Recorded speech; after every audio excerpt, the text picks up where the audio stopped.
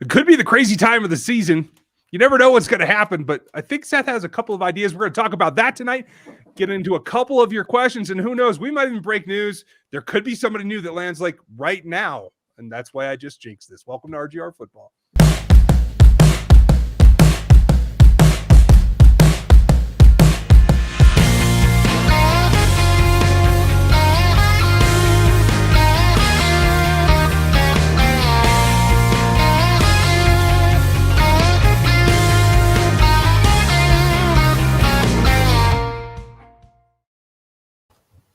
Welcome back, everybody. It is Thursday, so that means it's Chief in the North night here in RGR, and the Chief himself right here. How are you?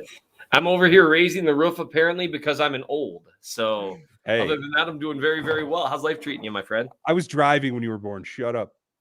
Well, yeah, I said I'm an old. I didn't say I'm an ancient one. Right. Okay. Yeah. There's old, and then there's Ryan Tracy old. And those things are just two separate... Hello. Yes.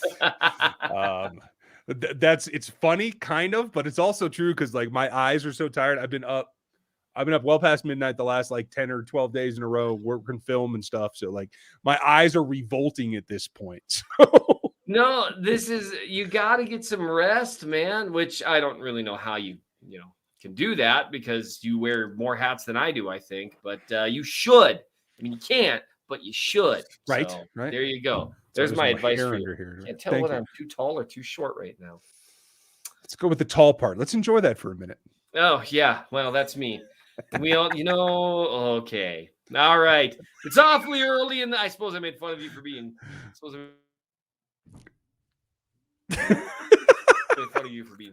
I am average height. Yes, you're doing fine. If you go worldwide, what's the line? I'm huge in Japan. And I'm average age for a dead guy. It's fine.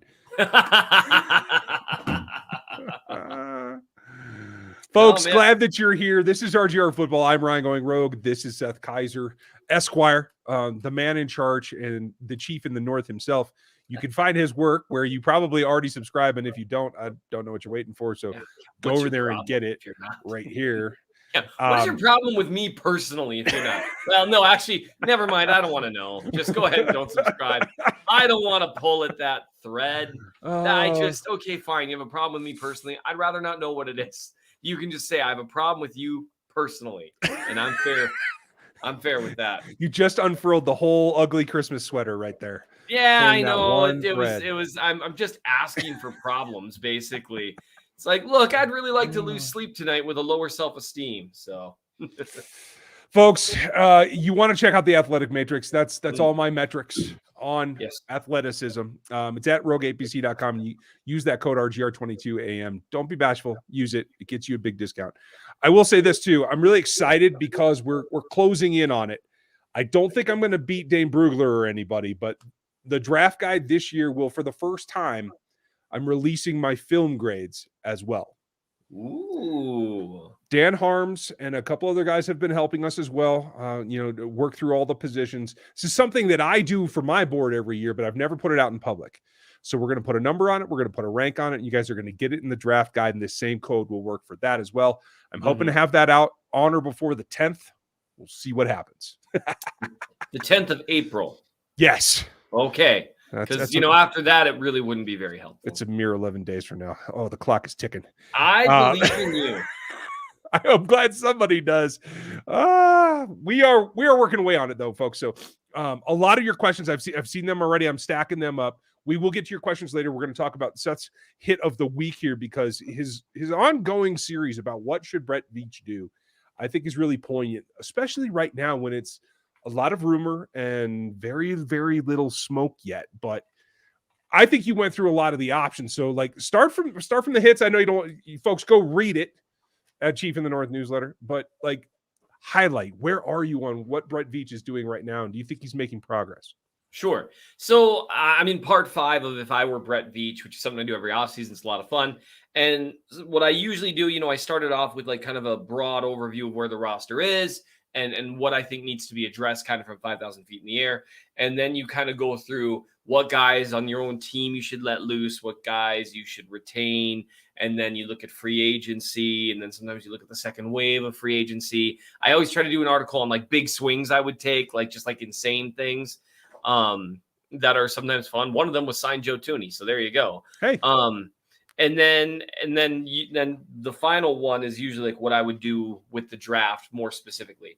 And that comes after the Know Your Draft Crush series, which I'm starting this weekend. The first one should drop. I think, let me double check to make sure it's the guys I think I'm writing about.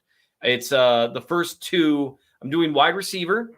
Unless the Chiefs do something weird, then I'll switch to edge rusher. I might do some edge rushers anyway. But wide receiver is kind of interesting to me because it's a really deep class. And there's a lot of different guys to look at. And so I'm looking at Jamison Williams and Drake London first. And what I'm going to basically do is probably try to look at anywhere between 10 and 15 prospects and kind of break down for each one of them, just a few core traits.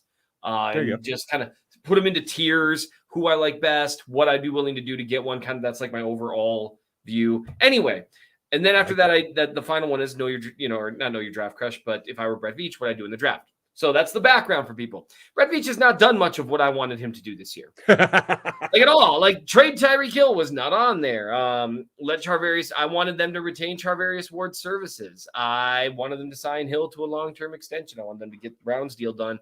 I understand that's a two-way street. I don't even know if Brown has an agent yet. So I don't think he does. I think Brown is honest to God betting on himself on a franchise tag year. I think he thinks that he's going to just keep getting better in the Chiefs system. And there's a good chance he does. Yeah. And so they'll have to break the bank on him. They'll do it next year. Fair enough. Odds of him going anywhere are not high, other than just staying in Kansas City. So this time it's like what I usually do around this time every year is I kind of do a reset. And because, obviously a lot of moves have happened and they don't all follow my plan each step of the way. And so now it's like, okay, now what would I do if I were Brett Veach? And so for me, the big thing that I focused on that I was curious about your thoughts on just to even start off is the general sense that I have right now is the Chiefs looked at their roster and they said, oh no, what happened? Bull trying to mess with us.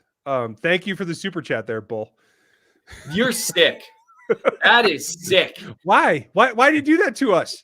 Let me just tell you, that would be like I was bummed that they traded Tyreek Hill. He's a great player. He's as important to the offense as Kelsey, close, maybe about the same. Schematically, probably more important. On third down, he's not. On third down, Travis Kelce is the most important player in the offense besides Patrick Mahomes. But anyway, trading Travis Kelce would devastate me. Yeah. I want him to be a Chief for life in just a different way than like I cared about Hill being on the team, but not quite as much as Travis Kelce. Travis Kelce is like, Bull, you are a unique individual. That was not funny, Bull. It was a little funny. Anyway, funny. So the super chatters, we'll get to you all. We're just going to cover this topic first. We'll get to you all. Especially you super chatters. I'm not saying you need to bribe us to get an answer, but it wouldn't hurt, is what I'm saying. So the thing for me when I look at the Chiefs roster, it looks to me like they looked at the roster, especially once they were trying to get a deal done with Tyreek Hill. I think that threw a wrench in their plans when I think he wanted to go to Miami as part of it. And he wanted to be the highest paid receiver in the game. So the Adams contract changed some stuff too. But I think also he wanted to go to Miami. He's 28 years old. Fair enough. There's nothing for me in Miami. So I think they looked at the roster and they said, we've got some holes to fill. 2021 was sort of a step back. Not exactly. They should have been in the Super Bowl. They were a bad Patrick Mahomes half from being in the Super Bowl again. I think they beat that Rams team, but who knows? They were pretty inconsistent all year. So who knows what would have happened. Yeah. But whatever. But they see some holes, and so they would need to do like a soft reset. The Travis Kelce, Tyreek Hill window was starting to come to a close. This accelerates it. And so now what? Well, now you're starting the second window of Patrick Mahomes' career. We talked about this last week. Yep. So for me, the moves that they should currently make right now probably have an eye on the future. But the reality is this also is a Super Bowl contending roster right now, too. Even though Exactly. the defense is pretty blech right now, but they do still have some pieces in place to where you can field a competent defense, and that's all you need with this offense. Even without Tyreek Hill, signing MVS is a move I like. Adding a deep threat, he replaces that component, having a genuine deep threat, not just a fast guy. Right. Valdes-Scantling is a legitimate deep threat. He's very, very good at getting a good release at the line and blowing past guys. Can he replace a bunch of other things Hill does? No. But between him and Smith-Schuster, if they stay healthy, offense should still be very, very good this year. So they can contend. So how do you balance that out? And that's where I'm at. So I'm curious if you're in the same place. Like, do you think they can contend in 22? Yeah, absolutely. I'm excited for it because this is what happens. Two things. Yes, you have MVS, who is a legit deep threat. Mm-hmm. You can also use McColl that way. Yes. On some of the things that Tyreek has done. And I think I saw enough from him last season to be hopeful that he can step into that role. And here's the key. Without Tyreek Hill on the field, what does that do to defenses? That gets them out of too high. It brings them down into robber doubling Kelsey. And now, if you can just add some convincing run game, your play action can get you those long chunk plays that you used to just throw it up to Tyreek. Now you have to earn it a little bit with some play action, but the play action is now going to become even more important in 2022, I think. Right, and that might be one thing behind the Ronald Jones signing, who is looking at his film. Well, you know, we can get into that, the specifics here in a bit, because people might have even asked about it. Yeah. Chats. Anyway, it is interesting. MVS and Juju Smith-Schuster are a really good pair of complementary pieces towards each other, similar to like what Pittsburgh was doing with like Chase Claypool and Juju, because Claypool's more of a, and Johnson really too. They're deep threat guys that have some work to do to be really much of a threat in terms of shorter stuff. Although, I mean, Valdes-Scantling can do some stuff on screens and that kind of stuff, but he's a deep threat. That is him. That's who he is. So they're very complementary with one another. And you make a really good point. McCole Hardman has had most of his best games with Tyreek Hill out, where he's been asked to do some, can't do all of it. Not nearly a good enough route runner. Hill is an excellent route runner. Hardman's not. But if you put him in the exact same situations that Hill was in on some of those easy plays, some of those quick throw plays, Hardman can do some of what Hill did. So you have that. Juju can do the other stuff, some of the other stuff that Hill could do in terms of winning on short and intermediate routes against man coverage. Yep. Marquez Valdes-Scantling can do some of the things Hill could do in terms of being a deep threat. And really what you're doing is Hill is that good. You need multiple guys to replace what he can do. However, one can make an argument that having multiple guys threatening the field in all those areas is more effective than having one guy threaten the field in all those areas. Because Hill, on any given play, is either a deep threat, he's a quick throw, or he's an intermediate threat, where in theory you could have all three of these guys. Now that's the ceiling, right? Where even with the current group they have, they could in theory be as good as they were last year and maybe even a little better because of threatening various areas of the field. Now, worst case scenario, Juju continues to not quite play like he used to show out. Valdes-Scantling gets the dropsies again. Hardman takes a step there, kind of maintains in terms of route running. You know what I mean? Like, so the floor is lower. Yes. The ceiling is the same.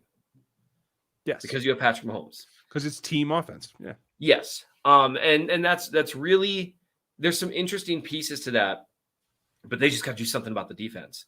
And so that's where, if I were Brett Veach right now, you've got a ton of draft picks. Awesome. You cannot count on 6 guys coming in on defense as rookies and being difference makers or even being average.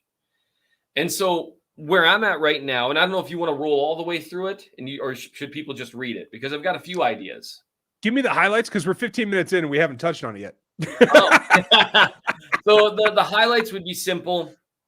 If I were the Chiefs, I would either trade for Bradbury or just suck it up and sign Stephon Gilmore to a 2-year deal. Because Gilmore was good last year. He was just in Carolina and no one noticed. He wasn't as good as he was in New England, but he does the things that Spags wants in terms of physicality. He's a smart zone player, very physical. He could be an above average corner in Spags' system. Probably won't have him following guys around like Ward did at times. I'll tell you this too. His experience makes him adaptable. He Yep. can be that part of what Tyron did in terms of being the guy. Hey, they're doing this. We need to adjust like that because he's been there, seen that, done that, can communicate to everyone else. Absolutely. And Bradbury is coming off a kind of down year for him. The Giants were putrid last year. It's hard. It's kind of like Justin Reed had a little bit of a down year last year, but the defense was putrid around him. It had very little talent, and that affects guys all over the place. Jalen Ramsey has had down years. Corner's a weird position, but Bradbury's also had years of elite tape. And so either one of those guys, it's more of a rental, even though Bradbury's younger because he's on the last year of his deal. Unless he's going to sign some kind of pretty cheap extension right now, they'd probably hold off. But you got to do it. Because right now they have two corners. And I get they have DeAndre Baker, but he didn't have a lot of chances last year to show much. And really you need four corners and you need three starting corners. So they need and I will argue they need a true nickel. Like I'm glad Legarius played decently in there. He needs to go back outside and be like the takeaway type corner that he can be. Right. And Fenton can play nickel too, but it's not quite as ideal for him. Right.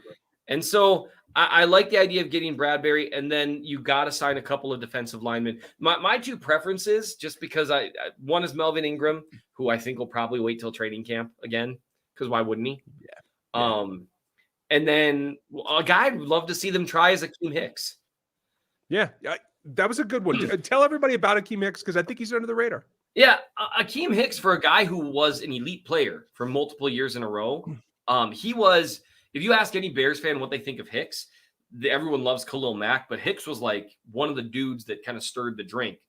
And he struggled with injuries last year, was healthy in 2020, and then he struggled with injuries the year before. I think it was in some order like that. 2 of the last 3 years, he struggled with injuries. But when he played in 2021, he was a quality player. Still really strong. Wins with a ton of strength. He's strong against the run. He can play either defensive tackle spot. He can hold his own really against doubles. I mean, he's not a pure nose tackle, but I mean, he is a stout dude. Like in a pinch, you need someone to eat a double team. He can do it. But he also he's an above average pass rusher. He was a better pass rusher last year when healthy than Jaron Reed was his final year with the Seahawks. And so you get kind of some of that. He also can, in a pinch, rotate out to the edge a little bit. He's got a little bit of positional movement to him. And so I think if you grab Melvin Ingram, you grab Hicks, they're both older. These are Band-Aids. These are not long-term fixes. Right. But they keep your pass rush from taking a step backwards in a year it really need to take a step forward. So yes, you still draft a couple dudes for sure. Yeah. But by having that at least ideal pass rushing front four of Clark, Ingram, Hicks, Jones, you should have an above average pass rush with a ceiling for higher if Hicks can stay healthy. And you hit on those draft picks that can rotate in, learn, and then bring what they bring. And those are kind of the big things: is address corner, address the defensive line to keep you from going into the draft needing guys to contribute next year. And that also, it's worth noting, there's a few veterans after the draft that come available.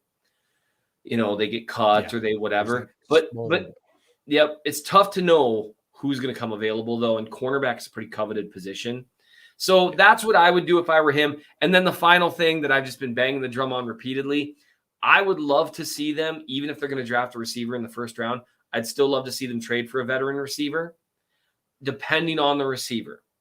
Sure. And so the basic idea is they could trade for a guy that they pay some money, not as much as Tyreek Hill, but some money while leaving, giving up one pick, but still having multiple picks. The example I keep using is Tyler Lockett. We've talked about that before.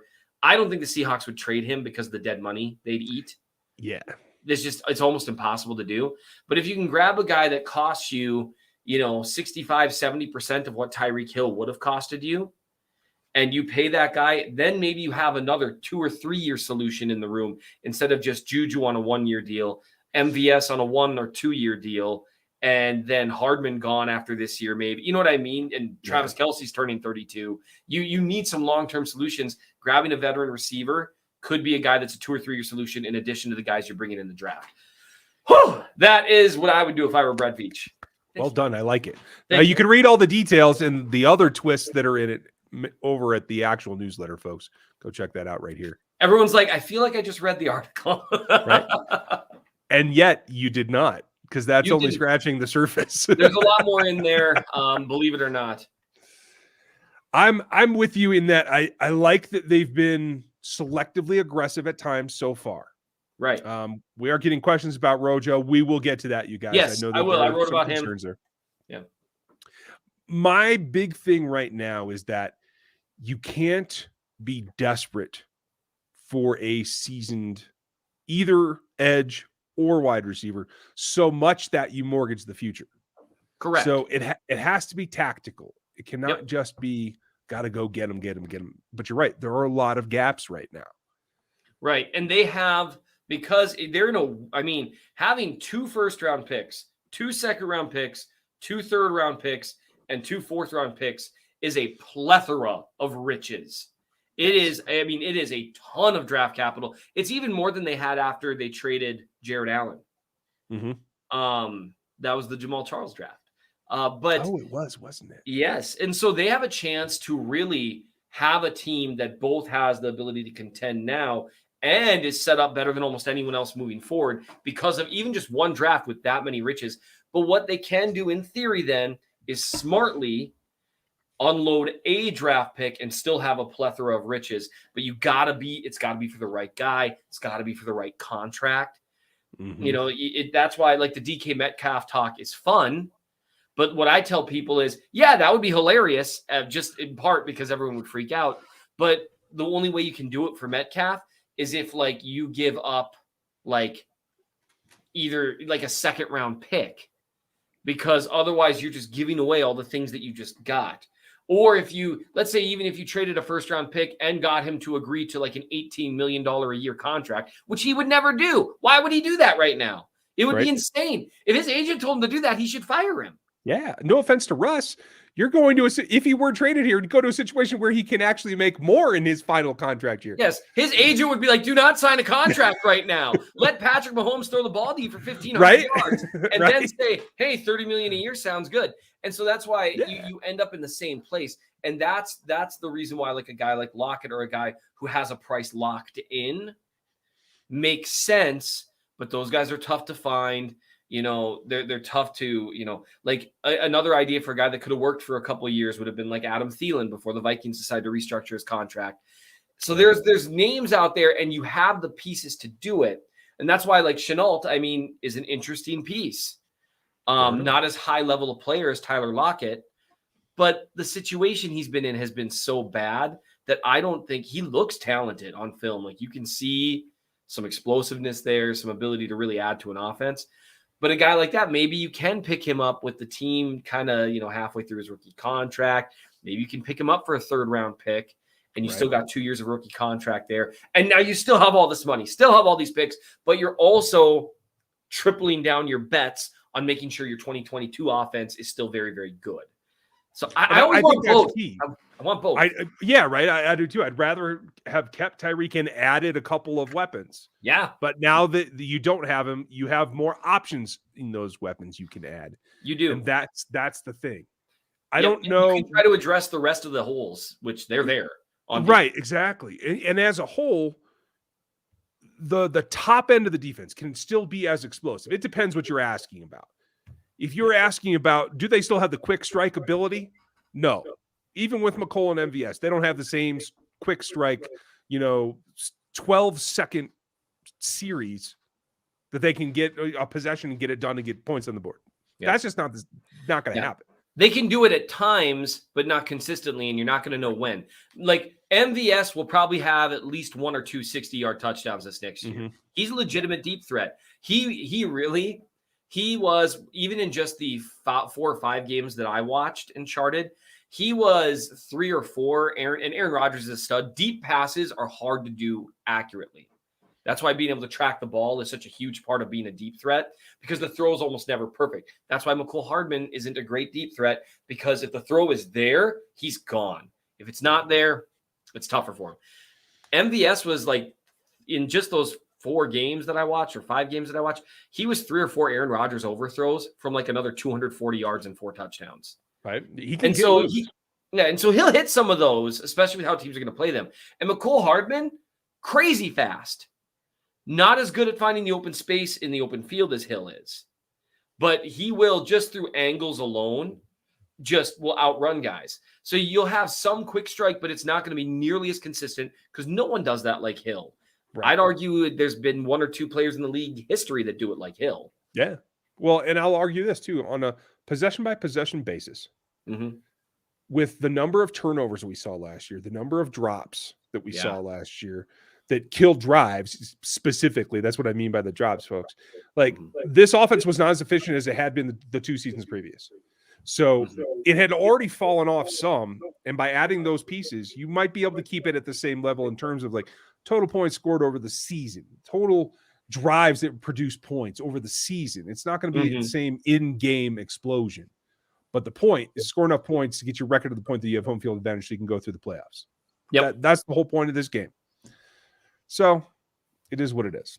Yeah, with that said, we are at, 26 minutes? Not too bad. So we'll start in on the questions, folks. If you have super chats you want to get answered, make sure you let us know. And if you do super chat us, please ask something so that we can get you something for it. I do want to say one more time, it is coming to a head. I am most of the way through the pro day updates on the Athletic Matrix, and some things are changing. You want to get in on this now, so you'll have both before and after. Use that code. Don't be bashful. It doesn't hurt my feelings that you take the discount code. That's what it's there for you guys supporting me. I appreciate that. That is what it's rogueapc.com. Yeah, that's the whole point. That's why you have a coupon on your channel too. Channel, site, whatever the heck that is. I'm still going to try to throw up my rankings eventually on the Substack, you guys. I just haven't gotten to it. There's so much film to watch, but it's fun. So go do that, because some of the guys we're going to start talking about right now, you want to know. And that's why I saved this one for first. Thank you, Jonathan. Calvin Austin III could steal in the 3rd or 4th round. Yes. And that's where he belongs. The question is, will he get pushed up? Because he is the closest thing to Tyreek Hill in this draft. His change of direction numbers are 99% of Tyreek's. The problem is he's 1.5 inches shorter and he's 15 pounds lighter. He cannot take the beating, the contact that Tyreek Hill takes. So it has to be, in my opinion, it has to be in the 3rd or more likely the 4th. That's where I have him stacked right now. We'll see where the final stack turns out. But Seth, he's somebody that you should at least take a glimpse at when you get a second. Calvin Austin, got it. Well, and I mean, with him, my understanding is something that separates him similar to Hill, and a caveat to give people. More often than not, when you try to find a Tyreek Hill, you're going to find with all due respect to the career he had, which is a fine career, a DeAnthony Thomas. Mm-hmm. Because Tyreek Hill, there's really nothing like him. He's one of the greatest athletes to ever play in the league. And the problem is, if you get a guy that's 95% as fast and 95% as quick and the same size, it's not going to do it. Yeah. And well, maybe could, because that's what I hear about Austin. Because the thing that separates Austin, from what I've heard, I haven't watched him at all, is that he's not just fast, he's quick. Mm-hmm. He can start, stop, change a direction like Hill. And that's what separates Hill from Hardman. Hardman actually has quick feet, but he doesn't have the body control to stop and start as quickly. It just doesn't process for him that way. It's the change of direction that he can't do, and very few can. Right. And so if you get a guy who can do 90-95% of what Tyreek Hill can do, he can do a lot of good things for your offense. But even, like, let's say they grabbed Austin and he turns out he can do 95%, that 95% doesn't make him 95% as productive. It's like if you've got a quarterback who's 90% as good as Patrick Mahomes, that doesn't mean he's going to be 95% or 90% as much of a result. Right. Because it's that final separating point that makes the difference. So I really want people to keep their expectations in line, looking for the next Tyreek Hill, because there was never a first Tyreek Hill. Right. It's a good way to put it. Tom, I appreciate you. I'm glad you like this. My name's Ryan. I can't wait for the draft stream to see Dan and Seth on the stream together. That's going to be entertaining because I think there's going to be some juicy opinions, and that will be happening. If he says anything, I'm just going to say, hey, remember the time you were kind of disappointed they drafted Creed Humphrey? And that will light that off. Yep. And then he'll try to say, I'll be like, no. There's no other takes. There's no other draft picks. There's no one else. I made mistakes once when I was younger too. It's fine. Yeah. I can Joseph, remember. Thoughts on the new OT rules? I'm not a huge fan of them. Why not try it out in the regular season before implementing them in the playoffs? It's because of the coaches. They made it more complicated in terms of the math. Honestly, get a stop. There's no fair way to do overtime in football that doesn't extend games for ridiculous amounts of time. And that's the thing that the coaches are all up in arms, and that's why it's not in the regular season, Joseph, because they cannot fathom putting extra drives and extra quarters on their players in the regular season. When a loss in the playoff means you're done and you can recover as long as it takes, that's a different story. I agree in both teams getting a possession. I don't think it needs to be this complicated. Yeah, they really did make it complicated. I don't know what you do. I genuinely don't. It's all just like you said, get a stop. Let's enjoy having a defense for once. Everybody gets the ball from the 50 one time. You need to get 15 yards to be in field goal range. You either tie or you do it again. Yeah, the Chiefs, the Chiefs, they got the ball first against Cincy. You know what Cincy did? Now, to be fair, they benefited from Hill not catching a ball that he really should have caught, but they got to stop. They went to the Super Bowl. What a concept. It's not impossible. Don't let a team tie it up right before the half or right before the end of the right? Drives me nuts. Nightingale, right? If we make a trade, do you think that we should always trade 30 and not 29? Don't want to give somebody an opportunity to snipe us. That's a fair point, but there are some teams, like the difference for that is like a fourth round for some teams. Yeah. And they may only bargain for 29. Well, and that's the interesting thing is the Chiefs could find themselves in a position. If they're going to trade a pick, I bet it's 29. The reason being, just like what you said, you might get an extra fourth round pick out of that, like as opposed to, whatever else team might trade. And if the Chiefs, if they get to 30 or they get to 29 and they've got two players that we're like, we love both of these guys. They're both really good. I don't know. Treylon Burks and Jameson Williams have both fallen to 29. That's not going to happen. By the way. It's not a question. There's only one choice there, friend. It's not. Williams is going to be 20 at least.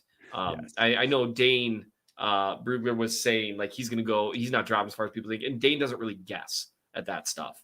Like he talks to teams and they tell him like, no, we love that dude. But let's say they get to that point and they're like, two very different wide receivers, but we love them both. By the way, haven't watched much of the film for either. A little bit of Williams. Holy crap. Maybe the Chiefs say, yeah, we'll trade him to some wide receiver needy team that's terrified we're going to take the guy we like. But we like both of them, so who cares? So let's let's get an extra, let's get a second round pick, but also get an extra third and a fourth and a fifth next year or whatever. Sure. That's a winning formula to continue to. That allows you to do that, to quote Seren, the stars and scrubs approach. You can get away with that if you exponentially multiply your draft outcome. Yeah. Well, at the same time, you give away 29 and you get a veteran player that's, say, an edge. Yeah. Now, all of a sudden, you don't have to take edge at that first round. Now you can take the best player that actually fits something that you could use, and it opens up your possibilities. Yes. There's a lot of edges in the third round that are going to be nice. Fourth round, even. Yeah. D'Angelo Malone today, folks, at WKU's Pro Day, blew it up. Yes, he's probably mostly a 3-4 outside linebacker, but if he can put 10 more pounds on, he's as big as Frank Clark, and he's 10 times faster than Frank ever was. I'm just telling you. Sorry. No, it's fine. I'm excited to see some of these guys. I will say low key, defensive line has been a bit of a nemesis for Brett Veach. You mean interior, or you mean all of defensive line, including edge? Even including edge, he grabs Breeland Speaks in the second round. His best edge pick really has been Mike Dana, who's a fine player. He's a rotational defensive end that he got in the fifth. Good on you. Right. That's a great pick. Very good value. But I mean, even across the defensive line, I like Tershawn Wharton. Maybe he'll develop more. I like Colin Saunders. Maybe he'll develop more. But I mean, Saunders got drafted pretty high for the tape that he had in college. Wharton too. Well, Wharton was an undrafted free agent, but I mean, no, wait, he was a pick. This is gonna bother me. Either way, it doesn't matter whether I'm right or not. It just matters that I said it. So I just don't know, like, that I've seen like Frank Clark. When they traded for Frank Clark, he felt like Clark was the second best defensive end in the league. Yeah. And he wasn't. He was really good in Seattle, but he was like a top 7 guy in Seattle, and he wasn't 6. He was like 7. And so that makes me low key nervous about this draft, that he's going to grab some guy that he thinks has really heavy hands, and I'm going to be sitting there going, because that's what he's got a weakness for, is guys with heavy hands. And I'm going to be sitting there like, where's his bend? Where's his burst? He likes nasty, and that's what's got me nervous too, that he'd do the same thing with Trevor Penning because he's nasty. He's not that good at tackle, though. I hate to tell you. He's not one of the top 3. These people that are trying to put Cross below Penning are ridiculous. Ignore anyone who says that. I'm telling you. Avery, thank you. Chris Sims, top 5. Seth. Jameson. Then Christian Watson at 2. Pierce. Burks. London.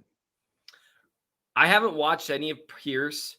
I've watched a little of Burks, a little of London, a little more of Jameson, and a tiny bit of Christian Watson. With Watson, I just don't know how you can tell.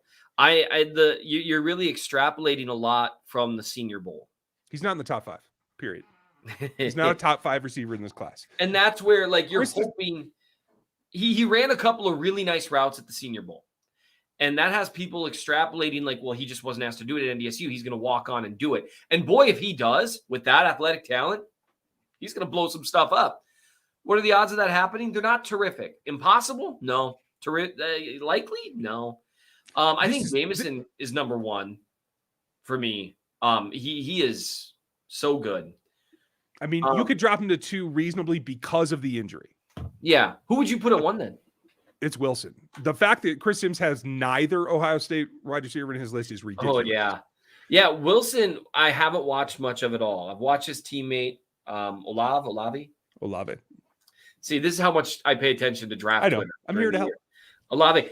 I view it as a strength this time of year because I have no idea what I'm talking about. So I watch a guy and I decide whether I like him or not. I don't care what anyone else thinks because I don't even know. It's like when I first watched Jameson Williams, I think I like said something to Briscoe or something. I was like, holy crap, that guy from Alabama can play. He was like Jameson Williams? I'm like, yeah.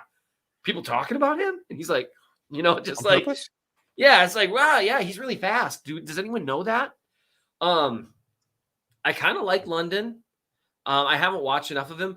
Who's kind of growing on me, and maybe I'm just like cheering for the underdog type thing here. It's weird to refer to him as an underdog, but Burks, because of a 4.55 40 time, something like that, and some pretty poor testing numbers in other areas, just cratered.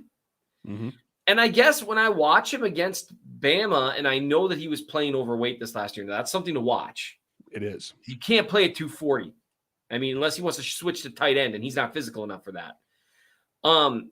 But he looks fast enough on film. Yeah, the problem is he's not explosive. It takes him a little bit to get to that speed. He got to rev up a little. Yeah, he reminds me of Chris Conley that way. He's got the top gear. Getting there's a little right. Yeah. He's more shifty than Conley, though. He is. Oh, dramatically. Absolutely. Yeah, to be fair, I don't know if that means he's shifty enough because Chris Conley he's not a shifty athlete. Incredible top speed, but he is not a change of direction dude. Anyway, I'll tell you this too. Super chats. Yeah, we do. We do. London is a legit in there. Yep. Both the wide receivers from Ohio State need to be in there. I love Pierce, but he is a second rounder to me. And Christian Watson, this is the tough part for me because I'm the athleticism guy. Athleticism is not enough to put Christian Watson in the first round. That's what I'm telling you. Like, he's a third round at best guy on film. And everyone's getting blown up by this, and I think it's crazy. Yeah. And I love, you guys know how I base that. Like, I'm more into athleticism than Pete Carroll is. Put it that way. Name one trade that you could guarantee the Chiefs are going to make. They're going to trade 29. There you go.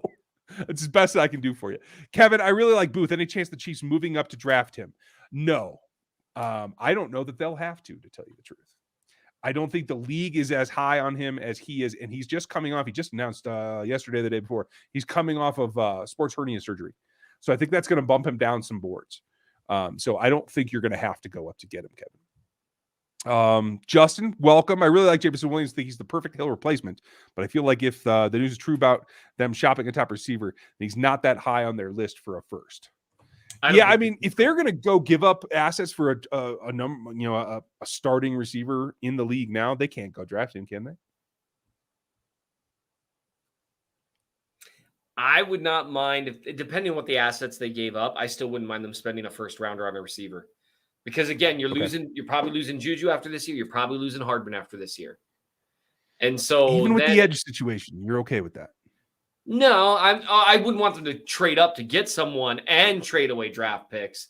But I mean, with the edge, then you grab a receiver 29, you grab an edge at 30, and then you grab defensive line and stuff across the board there. This is with my plan of like shoring up with some vets that can at least hold it together for a year.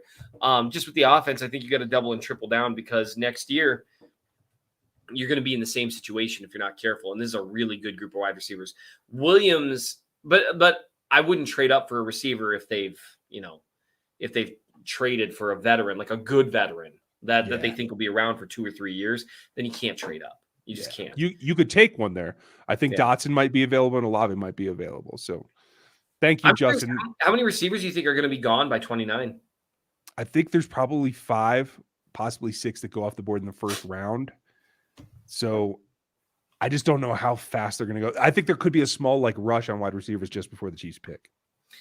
I see that too. Well, and that's also teams are going to be trading up to try to beat them. Right. And that's where they're going to need to decide. I don't think Jameson Williams will even be a realistic option. I think him and Wilson are 2 guys that are going to go early. I don't think even if you can pull off the trade with the Eagles to get their top pick at 15, that you can get Jameson Williams. I don't think so either. And I think that's probably good. I think that's probably the right take. I get ACL scare people, but it's not 10 years ago. True. And frankly, 10 years ago, Adrian Peterson was coming back after an ACL tear and doing insane things. It's not 20 years ago. ACL tears still matter, but they're not what they used to be, especially with all the stuff you talked about previously. And Jameson Williams is just special. He's not just fast. He is football fast. He's incredibly instinctive. If the Chiefs found a way to grab him without selling the farm, I'd be doing backflips, and you could watch draft Twitter burn itself to the ground. At least non-Chiefs fans draft Twitter. There would be so many Breaking Bads. He can't keep getting away with this gifts. And it would be I want you to search YouTube for Jameson Williams ejection. Go, or it might be targeting. Go look at that, because this is the funny thing to me. The other day, Nick Saban, who I've never heard use this term before. Maybe I'm wrong because I don't follow him religiously. But he said he was the biggest dog we had on this team this year, Jameson Williams, at skinnier than a rail, 185 pounds or whatever. He picked up a targeting hit? Yes, on special teams, because he's a gunner, because he's not happy to be the top wide receiver on the team. He wants to be the gunner too. Holy crap! Right? Hey, that was live, folks. Hope you enjoyed that. Oh, man, he's just jawing with the entire Auburn sideline. I love this guy. You love that. Man, he just launched that dude. And then the entire Auburn sideline came at him, and he just is like, what? What? Good for him. Holy cow. And that wasn't even a dirty hit. Julian, if we trade for Bradbury with the 4th round picks, which of the 4th round picks would you give up? And would you rather sign Bradbury to a 3 or 4 year contract extension? If you go 3, I can live with either of the 4th rounders, whatever it takes to get him. If that's what you decide you have to do, I would keep it a shorter contract, though. He is 29 years old. That's what somebody keeps forgetting. He is older. I think he's 28, but he's going to turn 29 before the season begins. Right. I'm just looking at that's really all that matters. Let's be honest. I honestly, with where he's at in the contract stuff with the Giants, I would have a hard time trading even that later 4th round pick for him. Really? Because odds are they're going to cut him. Yeah. But you want to make sure you get him. And for a 1-year rental, though, that's tough. You know what I mean? But with where they're at right now, they need a corner. They need a corner for 2022. Yeah. Jimmy, thank you for the support. Appreciate you. You think Booth at 29, Abicati at 30, Pierce at 50, and then trade for Bradbury. I assume you mean that they're giving up 94? Because if they give up 62 for Bradbury, I have a big problem with that. I will be very unhappy if they give up anything above a 4th rounder for Bradbury. I won't be thrilled if they give that up, but I'll get why they had to do it. I like Booth at 29. Ebiketie is a 2nd-round player. He is, while he does have some explosive twitch to him, he does not have the hand usage to be effective in the league as a rookie. So I cannot spend a 1st-round pick on him. Mm-hmm. I know a lot of you guys like him. He's got a good body type. He's got good length. He seems like a smart and certainly a good motor on him. Like he puts out the effort. But most of the time, he's a 2-hand strike, maybe a long arm kind of thing. And that's about all he's got. He doesn't spin well. He doesn't rip well. He gets caught in the swim a lot. Like he's just not there. He's got some cooking to do still. So I could take him at 50 and be okay. I could take Pierce at 62 and be happy. So I don't even know if they're going to end up taking those 2 spots. They could move around both of those. So you might get your way, Jimmy. But thank you for pointing that out. Ross, if Charles Cross drops in the Chiefs, do they get their future right tackle? I don't think Charles Cross can drop to 29. There's no way. Cross can really play, can he? Like, yeah, he's the best athlete of the 3 of them. Mm-hmm. I've only seen what Thorne has had to say about him, and yeah, I trust Brandon like with my life in terms of O-line takes. Absolutely, and given the age of the Philadelphia offensive line, they have 3 first-round picks. If he falls to 16, they're taking him. There's no reason not to. But no, I would love that fit, Ross. It's a great point, but I don't think the league will let that happen. Yeah. And by the way, just for a draft take, you know who can really play, speaking of tackles? Neal, right? The Bama tackle. Mm-hmm. Yeah. That guy is unbelievable. Yeah. Have you seen his box jump? Yes. That was okay, good. that was crazy. No, he's just awesome and huge. Yeah. But I mean, and the Chiefs could literally never, ever draft him because that guy's top 8 pick at least. Oh yeah, he and Ekwonu are going to go in the top 10 easily. I think Ekwonu is a better player overall in terms of upside and everything. Neal's right there. He does get a little top heavy at times, and he does play high at times because he's like 6'7", you know what I mean? And it's hard to play. It's hard to be that height if you don't have some unnatural strength. Orlando Brown is weirdly strong in his upper body. He can have guys, we've talked about this, he'll have guys bend him back, and he's strong enough to like oomph himself. He must have an incredibly strong core in addition to strong arms and shoulders, because that's not somewhere easy to do. So I'm with you. It's somewhere within that mountain of a human. I know we're behind. Sorry. Right. It's Justin. 650. Thank you. Just to stress you out. Yeah, I know. I'm going. Justin, I think we're both firmly on the side of Gilmore. Am I wrong, Seth? Yeah, just because he wouldn't cost you any picks and he was better last year. 1 or 2 year rental. Yeah. Chad, thank you very much. I would like them to pick up Jameson Williams. That said, trading up probably not smart with all the needs in the teams. And that's the thing. Yeah. It's putting your eggs into one basket again. You're narrowing down what you're doing for the team, just like you were sticking with a contract to Tyreek. Yep. So you thank you, Chad. Appreciate your support as always. You need him to drop to like the very, very late teens and probably like the early 20s to where you could get rid of maybe one of those expendable 3rd rounders or something. Then, okay, fair enough. You got a lot of extra picks, have some fun with it. But other than that, you just can't do it. I don't think he falls to 21 or 19 I'm with you. Or 15. Julian, good point. If you sign Bradbury Gilmore, does the man usage go up or down in this scheme? I don't think it goes much. I think it has to because Bradbury will get crushed in man. And I think Gilmore's slowed down enough that there would be a liability. I think either way, the zone total for the year goes up.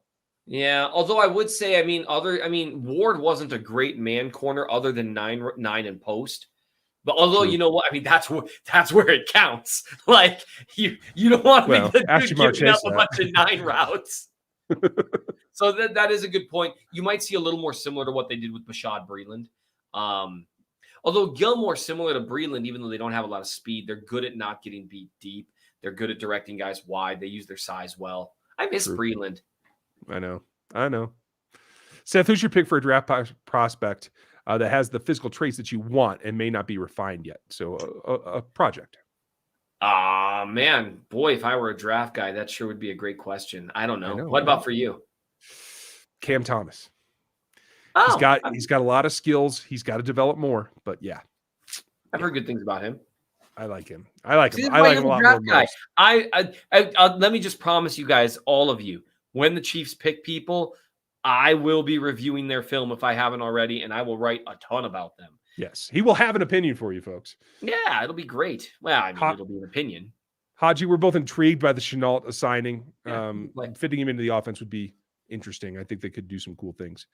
Expectations for Josh Gordon having a lot of time in the offense. I'm reluctant to have an expectation. I have higher expectations for Jody Fortson. I do too. Of course, I really like Jody Fortson. But I mean, Gordon, unless he was playing himself into shape, he just looked a little too slow last year. Yeah, the explosion is not what I would hope for. Avery, hope you're doing well. Looking for a guy who can contribute as the main kick punt returner as well as the true role. Would you rather have Marcus Jones, the DB, Wan'Dale Robinson, the wide receiver, Valdes Jones, the wide receiver, or a late day, early 3 guy? I drift towards Wan'Dale because I do think he has a little bit more cut ability than Valdes does.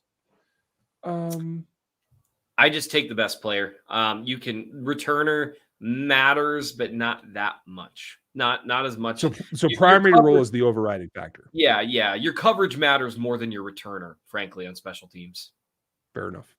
Brad, I heard grumbles about Roto's bad hands and inability to pick up the blitz. Are you concerned about those things?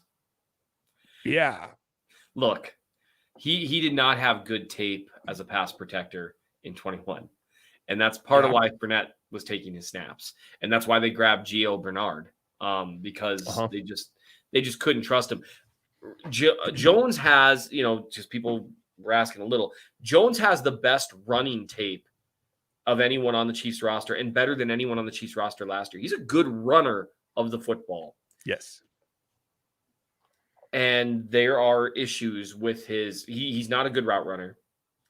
To be fair, if the Chiefs just want their running backs to keep doing these little dump off routes over and over and over, he can do that. He can maybe do that. Ball in his hands in space, he's fine. He's a good runner of the football. He's good in space. He fights for yardage, makes guys miss, decent vision, has just enough speed to hit the edge, has some acceleration to him.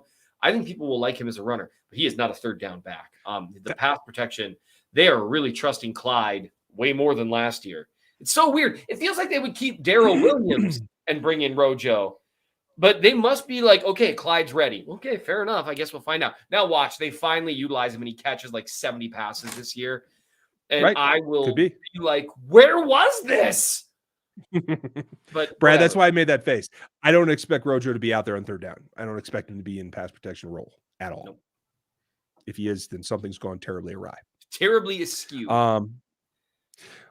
Brad had another one. Oh, sorry, Brad. That was just me being slow and being behind in the chat. On Chief of the North, we don't get to it till the second half on the question. So thank you for the super chat, though. Glad we got you answered there. Could we trade enough picks to get Cup from LA? No. I mean, we'd have to trade the entire draft this year. It'd be a Ricky Williams trade, literally. Oh, yeah. I'm glad we went to the same place at exactly the same time. Will you take this one? I got to change my battery out here, man. Yeah, sure. Absolutely. All right. William Bradley, thank you very much for the super chat. How do you assess what issues are fixable with coaching and which ones aren't? Like, I love my dude Elam in coverage, but his tackling is bad. Like Swordson on Benzo's bad. Nothing's that bad. Bad angles, hesitation, etc. How do you assess which issues are fixable? The short answer is you can't with certainty. What you can do is look at whether problems are consistent and what types of problems are consistent. So if it's a matter of technique, say like with tackling, is his technique bad or is his effort bad? And if it's his technique or his effort, is it consistently bad or is it occasionally bad? Because if it flashes in and out, for me, in some weird ways, when it comes to things that are coachable, if something flashes in and out that's coachable, to me, as weird as it sounds, that's a little less encouraging because that means he's been coached to do it. He's just not doing it consistently. Whereas if you've got a guy who just consistently is doing the wrong thing, that can maybe be coached out of him.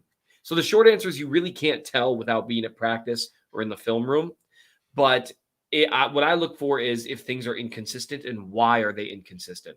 Because if you got a guy that looks like he knows the right way to do it, but just doesn't sometimes, that's either an effort thing or a can't do it in real time thing. And that's pretty tough to coach out of a guy. Maybe years of experience can do it. It's like the one thing, you forge enough neural pathways in your brain. That's where you see some guys really come on like their third or fourth year. Because they're not thinking anymore. But for some guys, that takes years, and some guys, they just never can because there's more to football than just pure physical. You're processing information that quickly is something not many humans can do. Yeah, and it's all visual based too. Yep. You have to understand where it's coming from. Brian Conrad, real quick, we talked earlier about DK and what the expectation for contract would be. Whatever it is, if he ended up in Kansas City, it would only go up. So that's what you got to remember.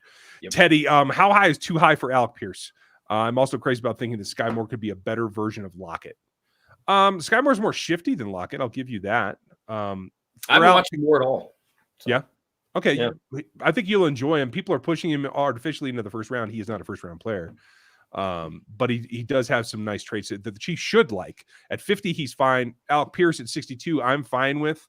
I think he could get pushed up a little bit, but there are also some teams that don't feel that he performs up to his expectations, both physically and in the offense from Cincinnati where he came. It is what it is. Sean, in a 3-3-5 system with the Bengals, Ravens, etc., beat us. Does it make sense for Casey to get an inline tight end and better pass catching ability? No, it means put Mike Burton on the field more and run right at him. If they insist on sticking with a 3-3-5 when you put a fullback on the field, I think you can run 2 tight end sets and do just fine with the guys you have. You don't need an inline tight end to block out well.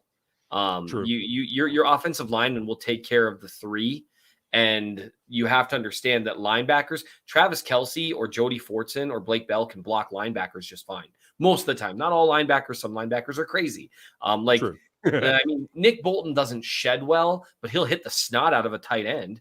And so really all you got to do is shade him off. You got to get in the way enough for your back to make a cut. That's one reason Travis Kelce's an underrated blocker, because he doesn't try to pancake guys. He gets in the way and he puts forth just enough effort, because that man is saving himself for the 15 targets he's going to get and the zillions of routes he's going to run, and he gets in the way and he just does just enough the guy to get by. So I don't think you need to do that necessarily. I do think it would be pretty cool. I know there's some good tight ends in this draft, and I think that is a way to zig while the NFL is zagging, is to really explore that Gronk Hernandez minus like the murder thing. The Gronk Hernandez dynamic in terms of double tight ends who can do a lot of different things well. I think that does mess with teams. Yeah. I'm not very high on this draft class for the tight ends, so you might be able to find a gem. But that explains your wheels were turning. You didn't even respond to my murder joke. No, sorry. I was processing. It's like, who would I choose? No, I wouldn't. Once Chiefs move to the Kansas side and build a dome, you think we'll finally get a Super Bowl. And yes, they are going to move to Kansas, regardless of how you or I feel. Thank you, Eternal. I appreciate that. I know they're investigating it. I don't think it's near. Didn't they already win a Super Bowl? Yes. No, he means get a Super Bowl as in host it in Kansas City. Oh, I was like, I mean, yeah, if they build a brand new stadium, if they knock down Arrowhead and, let's say Kaufman goes downtown and they knock down Arrowhead, build a brand new one, and then build a dome, they'll get a Super Bowl. If they do a $300 million renovation to build a dome, they'll get a Super Bowl. It's not about moving to Kansas or wherever. It is a dome. It is the cover. Yeah, you're not going to have a Super Bowl in February in Kansas City. Thanks, Eternal. Cheeseball, you guys are the best. Thank you. I think he means you, Seth. What's your prediction about they actually do in the first? Do they trade out what target, and what would you do? I think if they make it to that 29th without trading up, I think they trade back and then they pick someone at 30th. But I just have a feeling Brett Veach isn't going to be able to help himself. I don't think he's going to be able to help himself. I think someone's going to fall to 21, 22, an edge or a receiver, and he's just be like, and he's going to have all these picks, and he's going to be able to throw in like a meaningless 7 in it to get himself a deal. Like, we'll give you a 4th and a 7th. And some managers going to say, an extra pick. It's like, it's a 7th round pick. Who cares? Or 2 7s, whatever. and he's not going to be able to help himself. And we'll all have a good laugh, and hopefully the player turns out to be really good. They have to keep 1-7 because that's my pick for Jarrett Stearns. So I'm just saying that out loud right now. I will say this too. I'll make you guys the only prediction that I can make in terms of what happens with trading up. The Chiefs' first selection in the 2022 draft will be no later than 19. Done deal. Wow, 19. Philly has 3 picks. They're pals. It's all over. Who do you think? You think what position? How about this? What position do you think? What position? I think it ends up being edge because I think Jameson's gone and I think Wilson is gone by then, and those are the only 2 that you could go up for reasonably and get value. You think that you think all the smoke about the Oregon edge makes him drop to 19? Probably not, but I wouldn't put it past him. That would be hilarious, and I think if that happens, I think they sprint, right? Like this is like because that like they'll be calling Howie for 15, and then I think they'll settle at 19. Because I is it my imagination or how do you say his name? It's like Thoreau, Thoreau maybe. Save me! I'm trying here. Stop me. I got nothing. I'm trying to read the next question. But anyway, he looks David like a Thoreau. superstar to me. And I don't know why all the stuff, because he looks like a star on film. It's a rehash of the Myles Garrett stuff. Like he's cognizant of his brand. He's not focused on football. It's the do you love football thing. Yeah. And they're worried. Yeah. And Garrett's been pretty amazing. He's been pretty good. Yeah. I don't think he's the all-world guy that a lot of people do, but hey, that's fine. Eternal, can you explain why some people hate KC? I absolutely cannot. The new OT rules, like when the Chiefs suggested it, it got shot down. When the next team suggested now, it's okay. I got nothing. I think they are tired of seeing teams lose that don't get the ball at the end of the day. Yeah, and quarterbacks especially. But the Chiefs-Bills one, it wasn't about the fact that it was the Chiefs. I think had it happened the other way, I think it was about that was legitimately one of the greatest games anyone's ever seen. And I know that gets lost. Really, go rewatch that game now that the sting is over. That game was so incredible. One of the best games I've ever seen. And it's hard that a coin flip dictated so much of it. Although, 13 seconds, people. They earned that coin flip. The Reaper lives. I'm just saying. Ryan, I guess I had Dan on the brain. No problem, Tom. Watched him earlier. What position would we need to trade up if we do to heft the guy to get the guy that they want? They're interested in Jameson Williams. They should be. I think the cost is just going to be too much. So if you don't do that, then it's does Jermaine Johnson fall? Does Thibodeau fall? Does Wilson fall? Are they in love with Drake London as maybe the third wide receiver off the board that they feel they can get at 19, even though he brings something completely different from what they've had in years past? I think that's what it comes down to, Tom. Like it's going to be player oriented. I just don't know who it is. Yep. Claude, would you rather stay at 29 and 30 to double dip it at end, especially if Ajabo falls to 29? I'm comfortable with that, especially if they solve the wide receiver issue with a trade. Yeah. Yeah. If they did something with the wide receiver issue, grab a pair of defensive linemen and then grab another one in the second round. Like, seriously, you need to throw as much crap at the wall as you can with the defensive line pick because their defensive line is a mess right now. And the position isn't inconsistent as it is. Yep, they need to fix it. Thank you, Claude. Thank you, Tyler. Got here late from coaching. Glad you made it. Would you trade 121 and 173 to the Giants for like a 5-year deal? It's not a 5-year deal is the problem. So that's why they're going to shed him, right? He's like cap is 13 or something like that. I don't think either of us. Yeah, the Giants aren't going to be willing to eat $5 million of that. Yeah, I don't think that's a possibility. And I probably wouldn't give up 2 picks for him. I would expect something back if I gave up 21, even 121.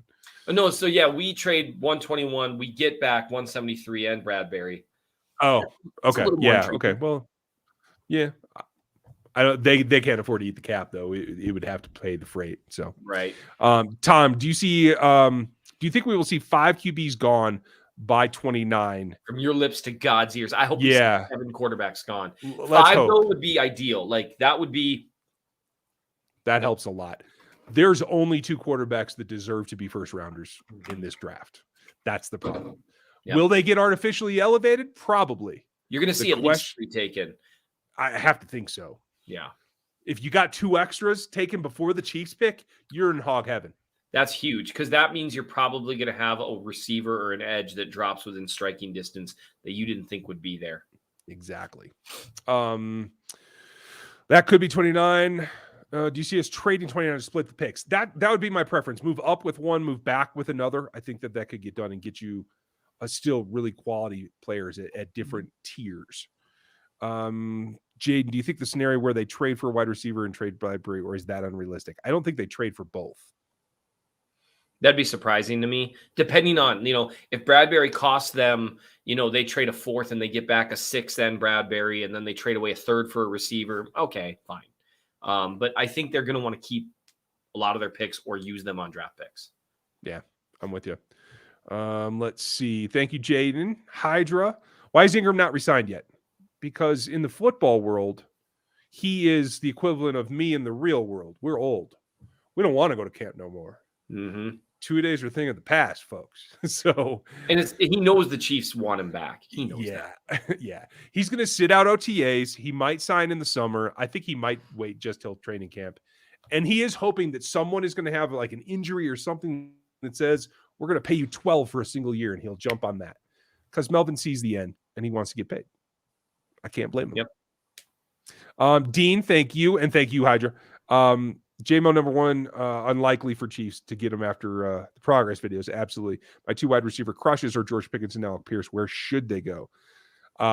They should both be Pickens in the second, Pierce in the third. I think they both might go high in the second is the problem. Pickens is one whose name keeps coming across my timeline. And I keep hearing that he's a technician. Those guys always interest me. So it's pretty good. And he's explosive. Problem is the knee injury he hasn't come all the way back from. And so he didn't get a lot of targets. He did make a lot of hay, but he and Jameson Williams had the best 2 catches of the national championship game. That says something there. Yeah. Thank you, Dean.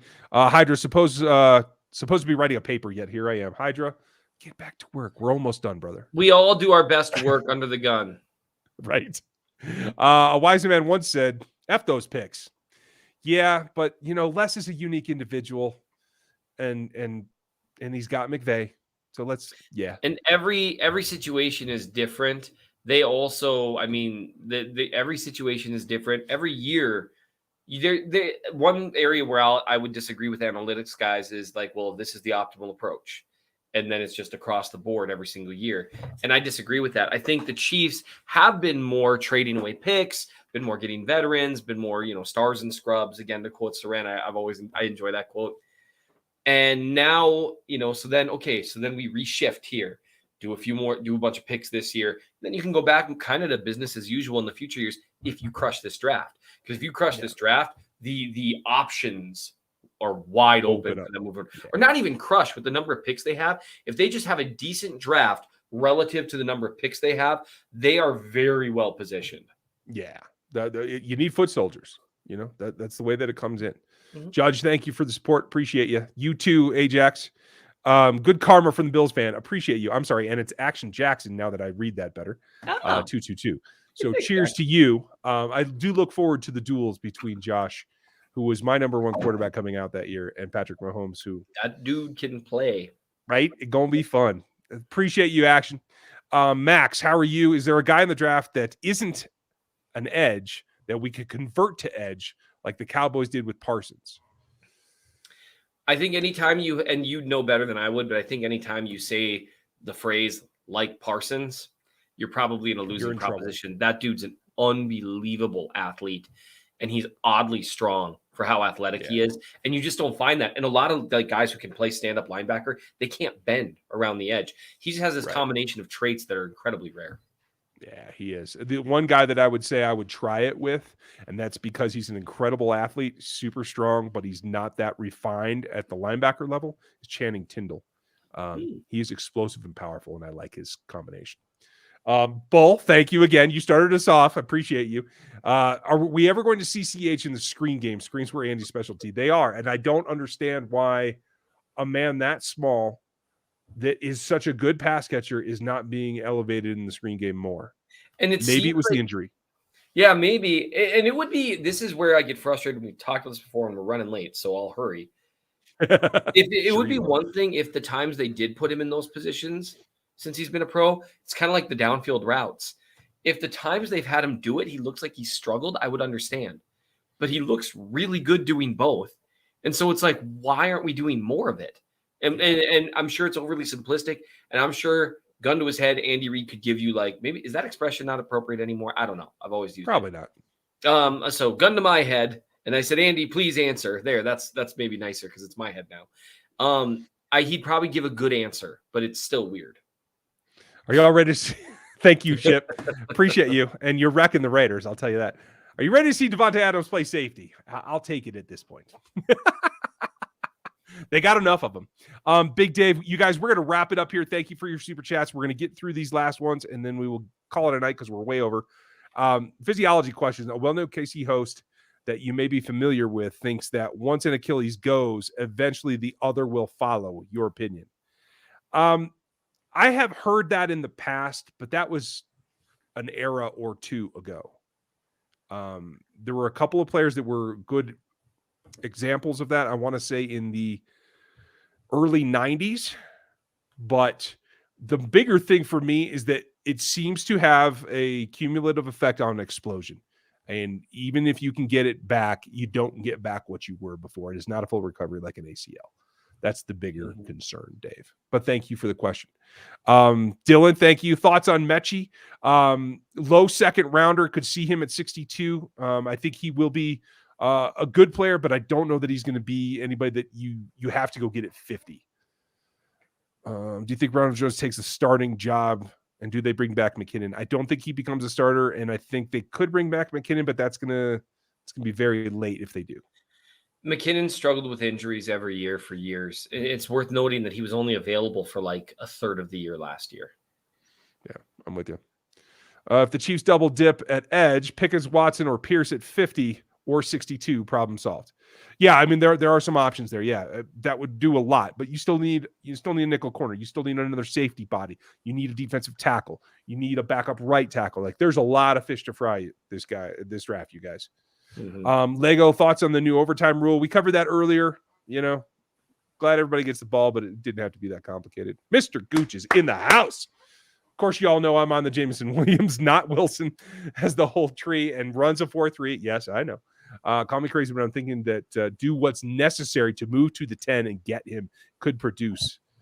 Here's the thing. I've scoped this out, and I've asked some friends around the league. That's going to take 30 and 29 and likely 62 to get in the top 10. I can't do that. If it was the only thing you had to have this year, maybe, but yeah. And I think Wilson is going to go earlier than people think. Mm-hmm. He can really play. He is my wideout one still, and it's only because Jameson's knee. If Jameson would be one if he had not gotten hurt. So thank you, Gooch. Appreciate you as always. And I know where you're coming from, man. Ajabo and Mafe at 29 and 30 on 5-year contracts. And that's a fair point. Both need development, though. I like Mafe. People seem to think that he's a finished product, and he is not. I've spoken with his trainer and interviewed him. In fact, I was sat at the Senior Bowl with his trainer. There are skill sets that he still has to work on, but he has all the physical tools. Sure. Yeah. I've watched him a little just because, it's from my neck of the woods. Yeah. I don't know. Maybe he's like a little more athletic Dana. I just don't see a lot of plan there. I don't see a lot of burst there. Right. I see burst. I don't see plan. You don't see a whole lot of burst? I don't see, well, you know what? Maybe it's more that I don't see a lot of bend. I just don't see a guy who's really winning the edge. And that's concerning to me. Uh-oh. Oh, I'm late. All right, we're going to wrap this up, folks. Oh. Hey, if you're late, let's just do the super chats no, I'm not capable of ending it. So let's go through it. No, we only got a couple left anyway. Jerry's going to draft Burks. That's my prediction. Sean, I'm not going to disagree with you. Bill, thank you. If you had the chance to double up at edge, okay, got that one. Would you take a CB like Booth or Elam at 30? Booth, I like a lot. He is, I think, right now my third.